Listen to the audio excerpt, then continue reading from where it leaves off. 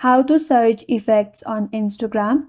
Hi everyone, this is Kate and welcome back to another video, and on today's video we will learn how we can search effects on Instagram. So without further delay, let's get started with this video.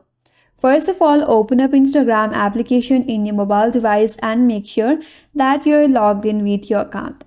Once you're logged in and you land on your home page, now you can swipe right to open up the camera.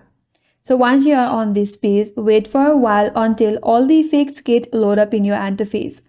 Now when you see this effects on your interface, you have to swipe left to these effects until you reach at the very end to find the browse effect option. So keep on swiping to your left and at the very end you will find browse effects option. You have to tap on it. After that, you will see the effect gallery.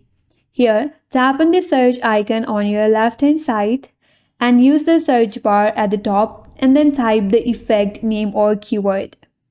Now, you can tap on any effect to preview and save it for later use. So in this way, you can search for effects on Instagram, and that's all for today's video. Hope this video was helpful, and if you are new to our channel, consider subscribing. Thank you for watching and stay tuned for more videos.